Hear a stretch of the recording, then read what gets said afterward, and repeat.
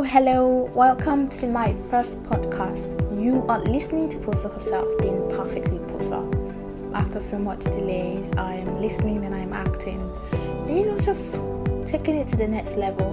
This podcast is just going to be a way of expressing myself, being me, speaking my truth, giving my opinions on issues that I relate to, and hoping that there's a community for me out there, like-minded people who wants to grow on. So welcome to this journey. Please hop on the ride.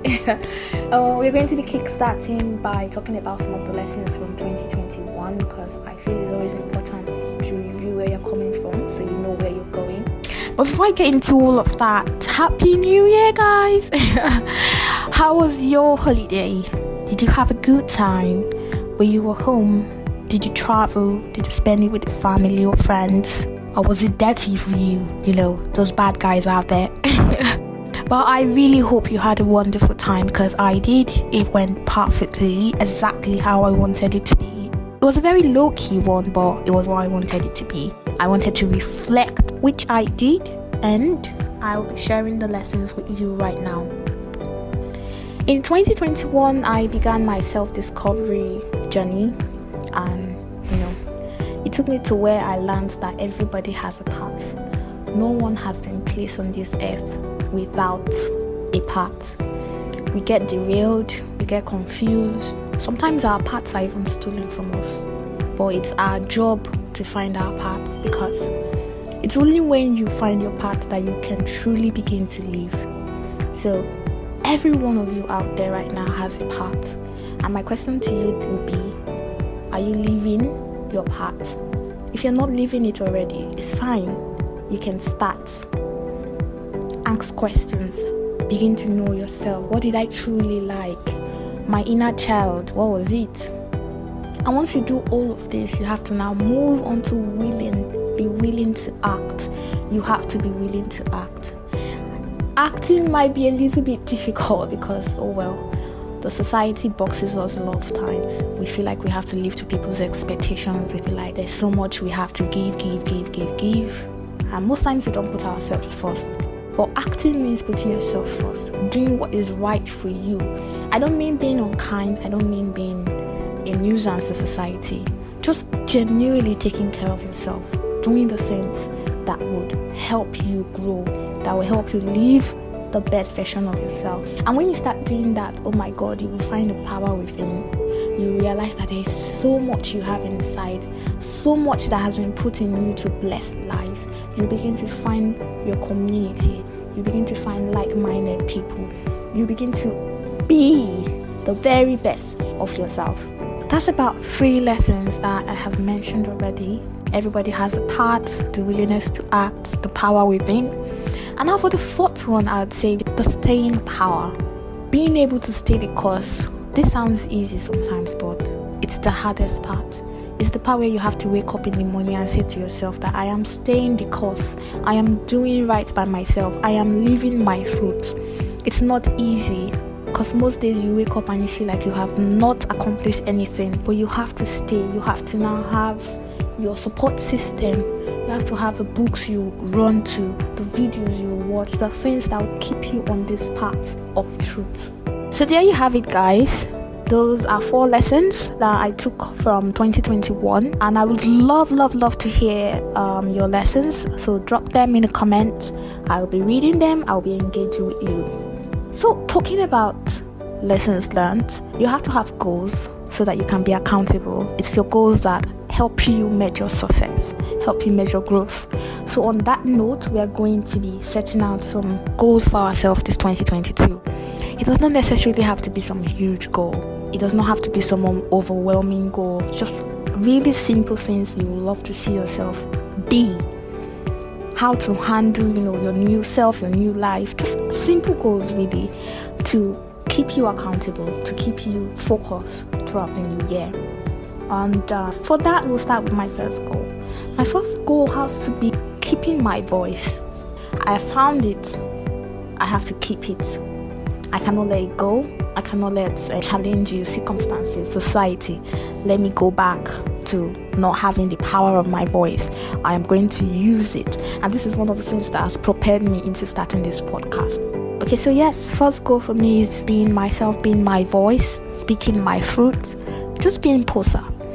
And for my second goal, it has got to be being still in the face of storm. And when you watch those American movies and the bad people are coming against, the main guy, the hero, and he just pauses and everybody's flying in the air, and he's looking at everything happening at the same time, calculating his actions, taking the steps.